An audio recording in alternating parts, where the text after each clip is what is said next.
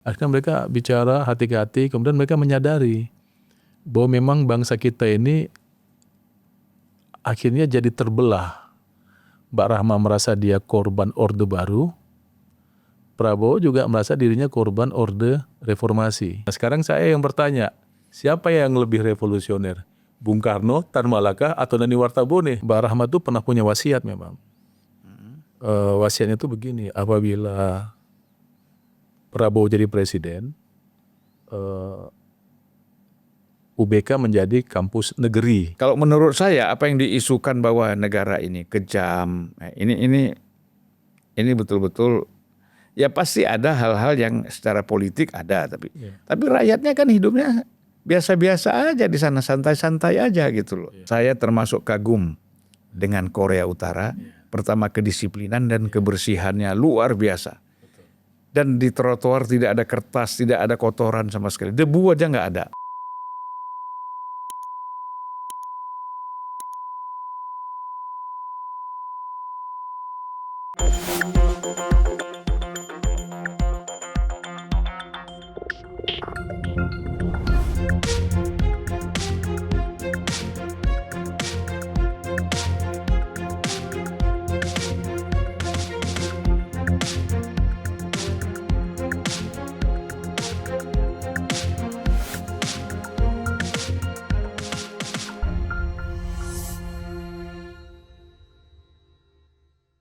Bismillahirrahmanirrahim. Assalamualaikum warahmatullahi wabarakatuh. Waalaikumsalam warahmatullahi wabarakatuh. Salam sejahtera buat kita semua. Salam juga untuk seluruh penonton Unpacking Indonesia dimanapun berada. Selamat datang Mas Teguh. Apa kabar? Kabar baik, Bang. Iya, saya katanya ada tulis buku ya. Iya, Bang. Jadi sudah beberapa buku. Ini buku terakhir ya. Saya angkat dari disertasi saya di Unpad. Ya, mana bisa dikasih ke kita nggak nih? Sudah kita siapkan. Waduh, ini disertasi di Unpad ya? Ya, serius sekali. Nih, luar biasa. Ini baru wartawan ini. Ada karya tulisannya kan? Jadi Ini dijual di pasaran juga? Belum, Bang. Habis Lebaran baru kita geser ke marketplace. Oh gitu. Nah, ini edisi tapi spesial. Ini untuk saya ini gratis ya? Oh iyalah. Untuk unpacking ya? Hadiah ya? Hadiah untuk unpacking. Waduh, luar namanya biasa. Unpacking Indonesia, tapi ini ada Korea ini ya kan? Ya nggak apa-apa. Jadi ini jadi reunifikasi Korea game theory. Ya. Teguh Santosa ya. Supaya jelas, Teguh Santosa inilah pendiri dulu Rakyat Merdeka Online. Iya, Bang. Kemudian berubah menjadi Republik Merdeka Online. Merdeka Online. Ya. Sekarang sudah tidak Pemret lagi di situ ya. Oh. Pendiri, Pemret, pokoknya semuanya lah dulu ya. Kalau masih kita berarti kita gagal, Bang. Ya. Berarti kita gagal. Karena itu kan Abang masih ingat, itu kan kami dirikan 2005. Sekarang 2025, 20 tahun. 20 tahun. Kok 20 tahun kita masih di situ? Gagal kita, Bang. Ya. Jadi sebetulnya 2014 saya sudah bukan Pimret lagi. Ya kita 2013 kan masih ketemu di Gondang Dia ya. Masih. Ngobrol-ngobrol. Waktu itu saya Ya. Pemretnya tabloid prioritas. Ya, betul. Masih sering ngobrol-ngobrol kita ya. Ya siapalah yang nggak kenal Teguh Santosa. Kebalik-balik ini. Nah, artinya saya kalau ingat Teguh itu ingat almarhum Bang Rizal Ramli. Ya kan, yang selalu bicara di Rakyat Merdeka Online waktu itu mengkritisi kebijakan-kebijakan pemerintah baik dalam politik ataupun ekonomi. Bang Rizal pun ada 2 kali ke sini sebelum almarhum ya, sebelum meninggal ada 2 kali ke sini. Ya gitu juga. Selalu dia kan sikap kritisnya tuh nggak berubah ya. Mulai dari zaman reformasi awal sampai meninggal. Itulah sikap dia. Dikasih jabatan bagus pun Menko Maritim dia ngeritik juga masih.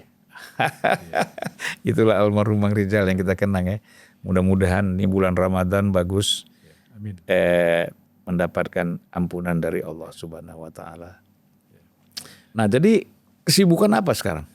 Saya kan sekarang ini, Bang, mengajar di hubungan internasional UIN Ciputat. Wah, hebat dong. Ya, dan memang S3-nya dari Unpad ya? S3-nya Unpad, S1 saya Unpad, ilmu pemerintahan. Ya. S2 saya di Hawaii, Future Studies. Iya. S3 saya kembali ke Unpad, ambil HI.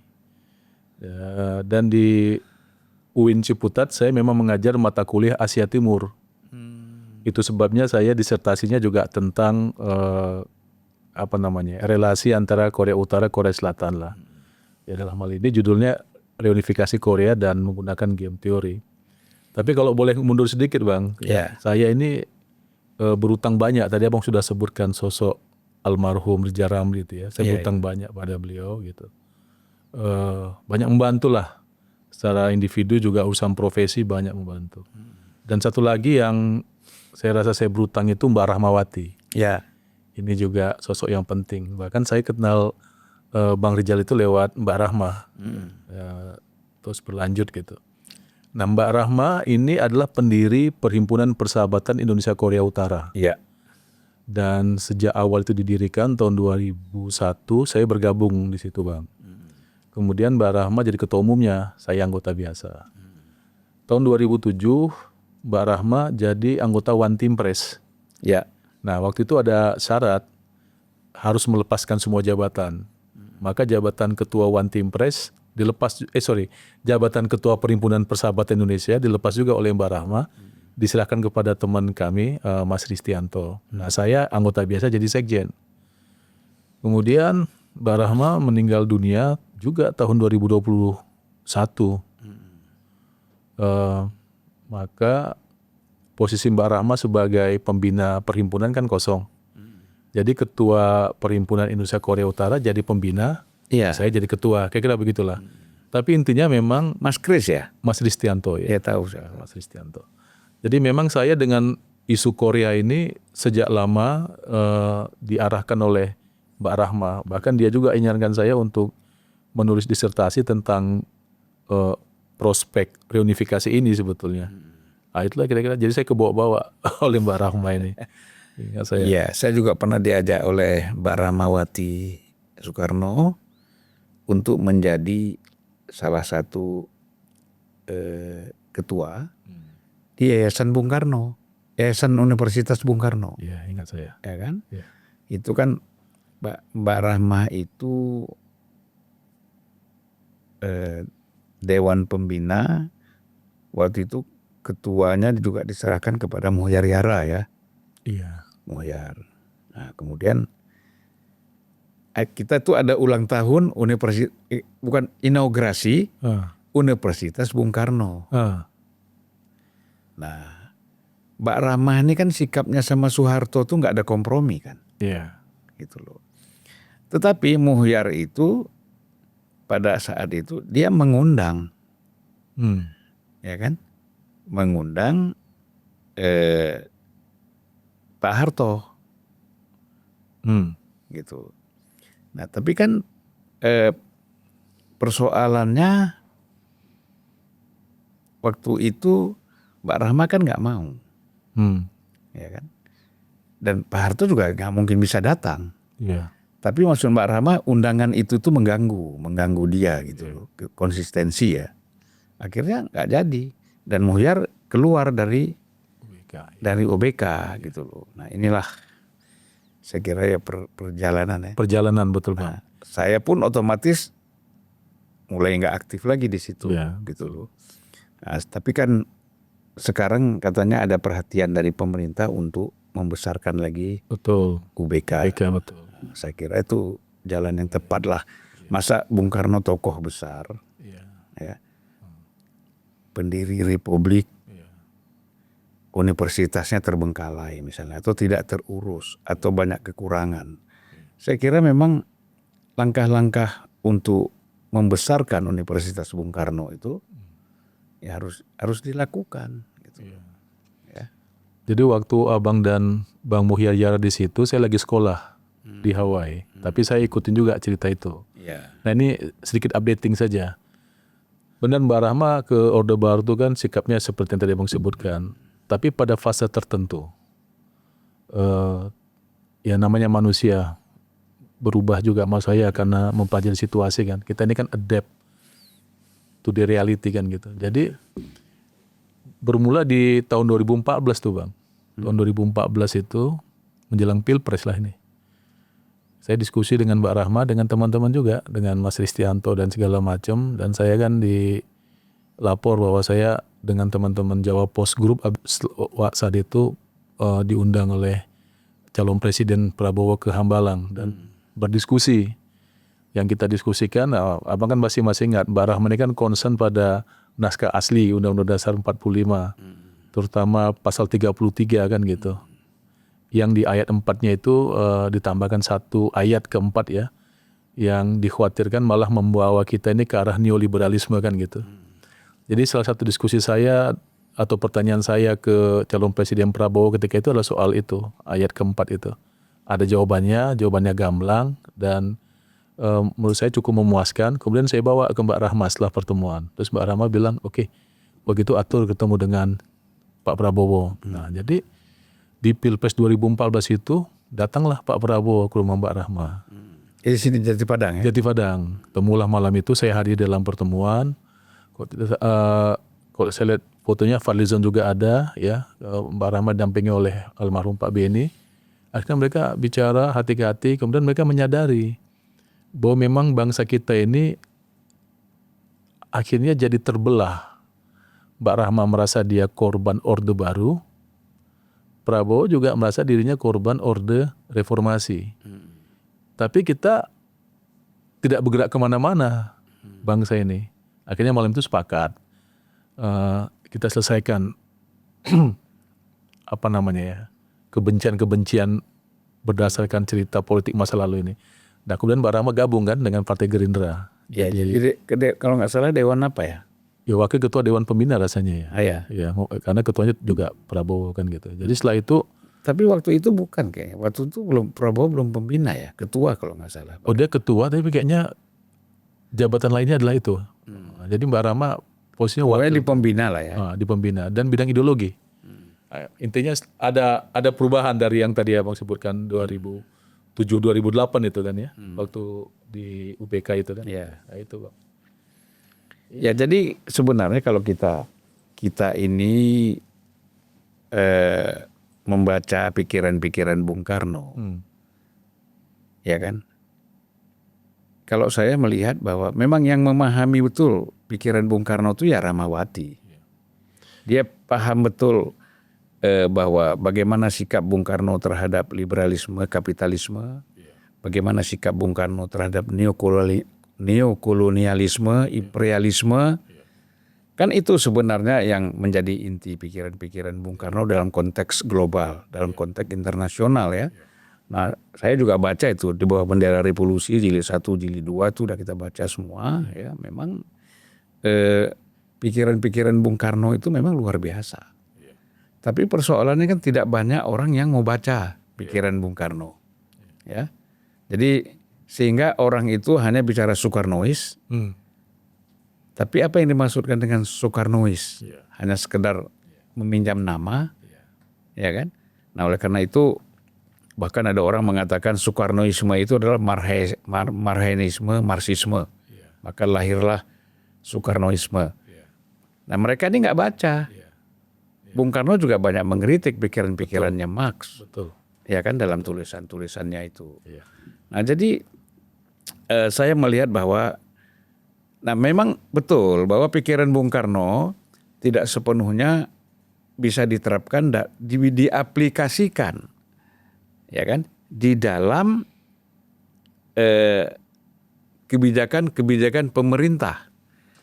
Tetapi kan kita perlu prinsip. Kebijakan ini kan elaborasi dari prinsip-prinsip yang ada. Sama kayak Cina lah. Kalau kita bilang Cina ini kan partai komunis, ideologi komunis. Tapi bagaimana kemampuan mereka dengan prinsip komunis tidak berubah, tetapi ekonominya bisa berkembang. Itu bisa. Jadi sebenarnya kalau saya lihat ya, kalau kita menggabungkan dua pemimpin kita ini, Soekarno dalam konteks ideologi, kemudian Soeharto dalam konteks kebijakan pembangunan, itu ketemu itu. Jadi bukan dikonfrontasikan pikiran-pikiran antara Soekarno dengan Soeharto, iya kan? Nah ini bisa berjalan bersama-sama mereka ini, pikiran-pikirannya dan kebijakan-kebijakan Orde Baru tidak bertentangan lah, ya kan? Dengan prinsip-prinsip yang dibangun oleh Bung Karno. Hanya memang pada masa Orde Baru prinsip yang dibangun oleh Bung Karno itu tidak jalan kan gitu. Akhirnya dia menjadi pragmatis, ya, menjadi pembangunan ekonomi tanpa kendali politik, ideologis gitu ya. Nah, itu yang terjadi. Itu pandangan saya lah gitu. Iya, dan itu Bang, memang kan kalau ada Robert Putnam itu, saya gunakan juga dalam studi saya ini. Robert Putnam itu kan mengatakan bahwa kebijakan setiap negara itu dipengaruhi oleh aspek domestik, juga aspek global kan. Ya. Jadi memang situasi ketika Bung Karno menjadi tokoh internasional dengan ketika kekuasaannya berakhir dan kemudian Soeharto yang berkuasa kan memang berbeda ya. Jadi respon kedua tokoh kita ini kan memang pasti berbeda, ada idiosinkretik juga. Tapi saya setuju dengan Abang, memang kata Suhogi itu Bang, revolusioner itu dapat tempat di hati orang-orang reaksioner Bang. Jadi kalau saya bayangkan Bung Karno, Pak Harto ini orang-orang yang revolusioner. Artinya dia punya visi dan dia mengerti misinya, dia mengerjakan apa. Tapi kadang-kadang followers ini, itu kan orang-orang reaksioner. Yang di sisi Bung Karno mungkin mereka merasa lebih Soekarno dari Soekarnonya sendiri. Yang di sisi Pak Harto juga barangkali merasa lebih Soeharto daripada Soehartonya sendiri kan gitu. Nah, yang deviasi-deviasi macam begini yang seringkali membuat kita terjebak untuk memilih mana yang lebih hebat di antara dua tokoh ini. Waduh, ya orang Indonesia ini kalau baca sejarah saya perhatikan memang padanya tiba pada satu pertanyaan, tuh siapa yang lebih hebat gitu. Bahkan saya pernah diundang Bang, saya pernah diundang dulu bedah buku tentang Tan Malaka. Nah kemudian moderatornya kan tahu, saya wakil rektor UBK kan. Dia tanya, jadi menurut Bang Teguh mana yang lebih hebat? Tan Malaka atau Soekarno? Saya ditanya begitu. Saya bilang gini Bang, di ruangan ini ada nggak yang tahu Nani Wartabone? Saya bilang. Diam semua orang kan. Ini udah lama lah, saya baru dari Hawaii. Terus saya bilang Nani Wartabone ini orang Gorontalo memproklamasikan kemerdekaan Indonesia tanggal 23 Januari tahun 42. Mengibarkan bendera merah putih, menyanyikan lagu kebangsaan Indonesia Raya yang kita kenal itu. Nah sekarang saya yang bertanya, siapa yang lebih revolusioner? Bung Karno, Tan Malaka, atau Nani Wartabone? Saya bilang gitu. Nah, jadi kan nggak akan ada habisnya. Kalau masing-masing kan punya. Iya, kan itu maksud saya ya belajar sejarahnya harus ya multifaset lah ya, multi perspektif. Jadi kita nggak terjebak pada pertanyaan siapa yang lebih hebat di masa lalu. Supaya kita nggak lupa bahwa kita harus jalan ke depan gitu loh Bang. Ya, kalau saya sih melihatnya begitu Bang. Saya kira kalau Bung Karno itu sangat respect kepada Tan Malaka. Itu jelas gitu kan. Kita lihat waktu peristiwa testamen kan. Seandainya Soekarno-Hatta ditahan oleh Belanda atau kejadian apa dibunuh atau ditahan atau apa. Bung Karno kan keluarkan testamen. Bahwa yang melanjutkan perjuangan ini adalah Tan Malaka. Cuman Bung Hatta nggak setuju. Kan itu aja. Nah, jadi kalau kita lihat sebenarnya ya saling menghormati lah. Saling menghargai di antara mereka. Terus kita mencoba membanding-bandingkan mana yang hebat. Jadi kacau kan? Betul Bang. Tapi tadi Bang sedikit Bang soal undang UBK tadi ya. Jadi memang Bang, saya dapat dari Mas Didi informasinya. Mbak Rahmat tuh pernah punya wasiat memang. Wasiatnya itu begini, apabila Prabowo jadi presiden, UBK menjadi kampus negeri. Nah dia gunakan istilah negeri gitu. Saya serahkan untuk negeri gitu ya.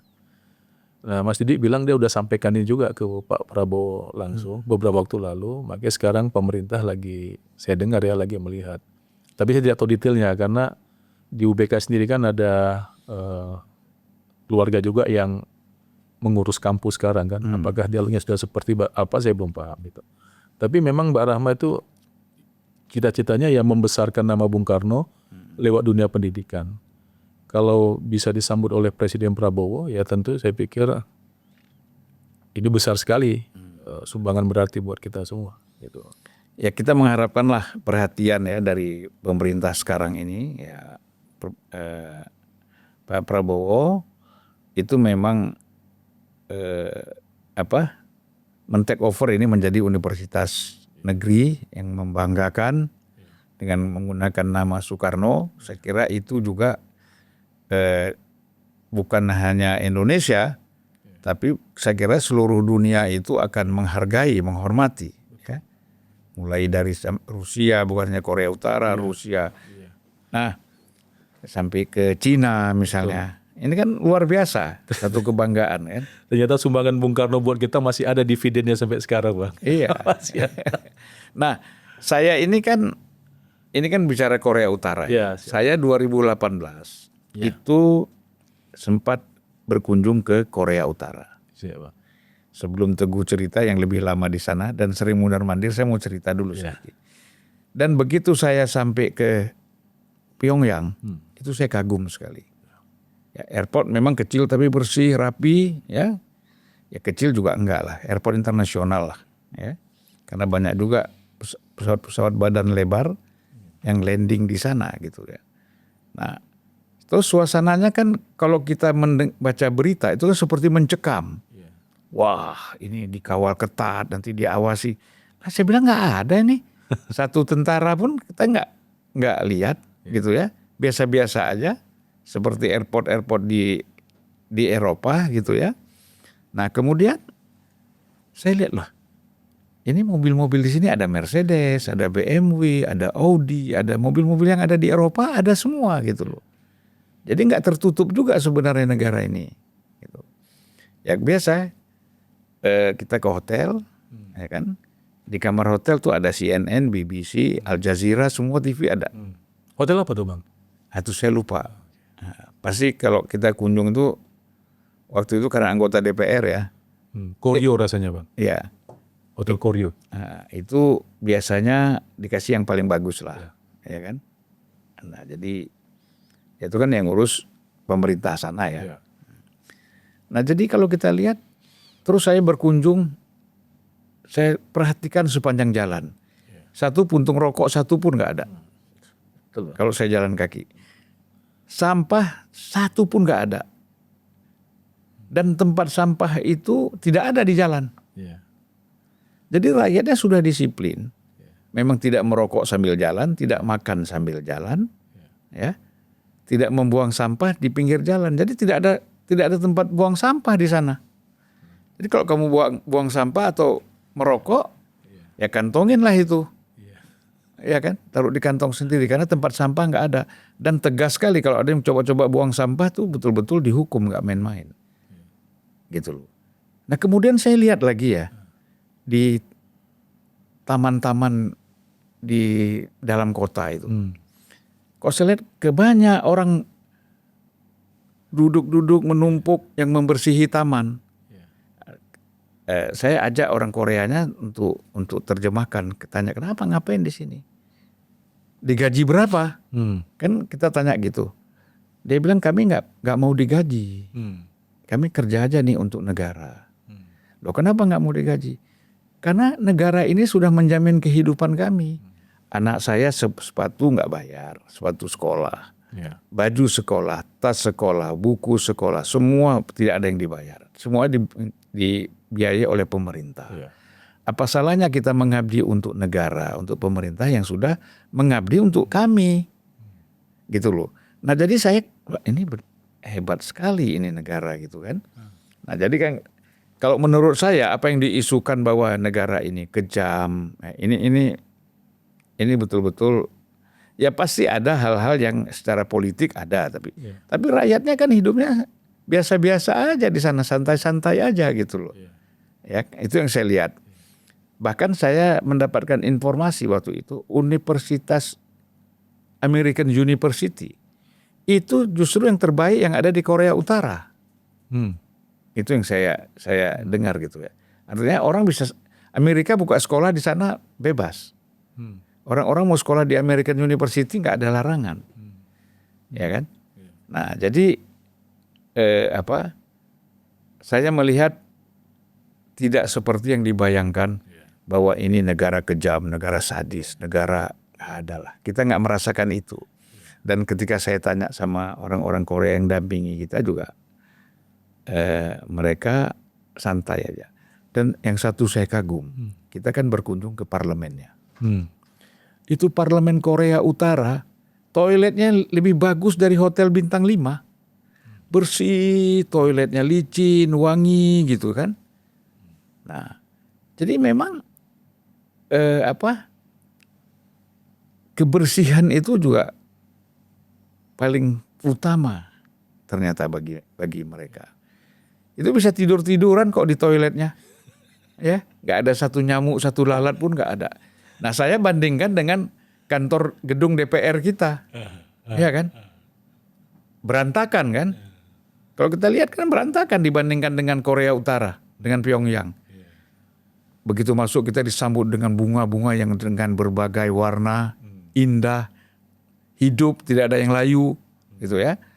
Dan sepi, kemudian kita disambut oleh wanita-wanita dengan pakaian tradisional Korea, nggak ada satpam, ya kan? Satu pun nggak ada. Tentara yang jaga nggak ada, satpam aja nggak ada. Jadi saya bilang ini bagaimana mereka bisa mengatakan Korea Utara ini negara yang mundur, negara yang tidak maju. Kalau dari segi kebersihan kita ini kampung dibandingkan dengan Korea Utara. Benar. Betul. Jakarta ini kampung dibandingkan dengan Pyongyang. Ya. Jadi disiplin mereka tinggi sekali. Luar biasa. Jadi sempat juga saya mengunjungi tempat museum ya. Ya, museum Istana Kumsusan. Ya, Kumsusan, di situ kan ada kakeknya Kim Jong Un yang kemudian bapaknya juga yang pernah ke sini. Bapaknya namanya Kim Jong Il. Kim Jong Il, Kakeknya Kim Il Sung. ya, itu kan yang pernah yang pernah datang ke sini ketemu Bung Karno, tukar-tukaran kan? Tahun 65 betul. Nah, waktu itu Bung Karno menyerahkan anggrek, kemudian ada perangko ya. Ada perangko, ya. Perangko juga. Nah, perangko itu kan sampai sekarang saya simpan tuh masih sampai sekarang saya beli di sana. Itu perangko Bung Karno. Iya. Ya kan? Yang kalau nggak salah setiap tahun mereka peringati perangko itu. Betul. Dan kita kan begitu masuk museum, begitu kita sampai ke dalam, kan yang pertama kita lihat foto Bung Karno. Iya. Ya kan? Iya. Pertama kita lihat itu foto Bung Karno. Jadi memang dihormati sekali ya. Bung Karno di Korea Utara itu. Nah, jadi ya bangsa yang besar, bangsa yang bisa menghargai pahlawannya kan gitu. Nah, jadi Korea Utara ini jangankan pahlawan dia, pahlawan orang lain pun dia hormati, dia hargai. Betul. Nah, ini kita di sini lemah ya. Di sini kita lemah. Jadi justru kita caci maki, kita hina. Itu loh pahlawan-pahlawan besar kita ini. Dan akhirnya kita semakin jauh dari nilai-nilai sejarah, ya kan, kepahlawanan. Nggak ada. Satu hal lagi, ini kita nanti kita belum masuk ke materi ini. Betul, ini Bang. baru cerita-cerita. Ini pembukanya nih Bang, mantap nih Bang. Saya jalan-jalan di Singapura, di dekat Marina Bay, ya kan. Saya coba jalan. Aduh, jalan apa namanya saya lupa. Ada taman di situ, park. Taman besar sekali. Saya hobi memang jalan kaki. Pagi itu saya sebelum makan, saya jalan kaki keliling-keliling taman. Tiba-tiba saya mau coba keluar dari taman. Jadi di pinggir taman, saya kaget lihat, loh, ini ada patungnya Ho Chi Minh, patungnya Deng Xiaoping, patungnya ya termasuk Lee Kuan Yew ada, dan beberapa tokoh-tokoh negara lain itu patung-patungnya ada, gitu kan? Kita ini kan di mana kita mau lihat Bung Karno? Iya kan? Ya, jadi sebenarnya memperkenalkan kepada masyarakat, kepada rakyat tentang siapa tokoh-tokoh kita itu. Nah, itu memang di tiap taman tuh ada. Di taman tuh ada patung Bung Karno? Nggak ada. Karena kan dengan Indonesia kan dulu mereka konfrontasi kan. Apalagi pada masa Bung Karno. Itu kan nggak ada gitu loh. Ya, makanya jagoan apa bilang ada, jadi kaget saya. Nggak ada, nggak ada. Tapi saya ada, tapi mungkin saya nggak lewati. Tapi sepanjang yang saya jalan itu tadi yang saya sebut itu. Ya. Nah, jadi itu juga di beberapa negara, ya. Seperti kita di Iran misalnya, ada taman yang besar sekali di tengah kota. Itu ada patungnya Ibnu Rus, Ibnu Sina, ya kan? Dan beberapa ilmuwan Persia yang jaya dulu itu patung-patungnya ada semua. Ya kan? Nah, kita kan kekurangan kita di situ, kurang menghargai pahlawan-pahlawan dan orang-orang yang berjasa untuk bangsa dan negara. Itulah kalau ini kita bangun lagi semangat ini ya untuk lebih mengenal lagi. Cina juga seperti itu. Saya pernah mengunjungi namanya Xinjiang. Xinjiang itu kan kalau kita terus jalan itu kita bisa ketemu perbatasan dengan Nepal, dengan Burma, dengan beberapa negara lain lah. Gitu. Nah, sebelum sampai situ ada satu tempat. Saya diajak berkunjung ke situ. Tempat itu di situ melihat irigasi yang pertama dibangun di Cina. Ya kan? Kecil tempatnya, itu miniatur aja untuk menjaga sejarahnya. Bahwa irigasi pertanian di Cina diawali dari sini. Gitu kan? Dan banyak anak-anak sekolah yang datang untuk belajar di situ. Tahu siapa? Itu yang bangun orang Muslim yang namanya Haji Kanzen. Di situ dituliskan di situ. Haji Kanzen ini adalah seorang Muslim yang dia datang ke sini membangun irigasi ini. Kalau dia bilang Cina ini nggak suka sama Islam, ngapain dia tulis itu sejarah Haji Kanzen ini? Dan kenapa anak-anak sekolah, ya kan, berganti-gantian setiap hari mengunjungi miniatur irigasi yang dibangun oleh Haji Kanzen ini. Nah, kita harus hati-hatilah. Ini terus terang aja negara-negara Barat yang nggak suka sama Cina, Korea Utara, itu pasti bikin cerita yang aneh-aneh. Tapi kalau kita sudah berkunjung ke sana, beda sekali.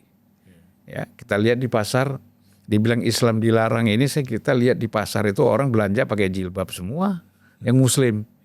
Ya, Xinjiang kan mayoritas ya Muslim ya. Nah, jadi masjid terbuka, sekolah Islam ada, orang di pasar itu ibu-ibu jual, perempuan-perempuan jualan pakai jilbab, nggak ada larangan. Ya, nah ini kita harus hati-hati lah. Jadi berkunjung langsung lah melihat situasinya seperti apa gitu ya, supaya kita tahu yang sesungguhnya. Jadi sekali lagi saya termasuk kagum dengan Korea Utara. Pertama kedisiplinan dan kebersihannya luar biasa. Dan di trotoar tidak ada kertas, tidak ada kotoran sama sekali. Debu aja nggak ada. Karena memang tidak ada yang merusak. Nah, kalau kita di sini kan ada taman-taman dirusak, pagar dirusak. Coba lihat jalan busway itu. Ya kan? Busway mau masuk, batasnya udah miring-miring. Nah, itulah. Ini bagaimana? Saya nggak tahu dari mana kita harus memulai untuk membangun bangsa ini. Memang untuk membangun bangsa seperti itu, menjadi bangsa besar. Sebagaimana kita lihat Vietnam, mungkin nanti sebentar lagi Burma, kita membutuhkan pemimpin besar. Ya. Kita lihat Malaysia dulu bagaimana tertinggal sama kita.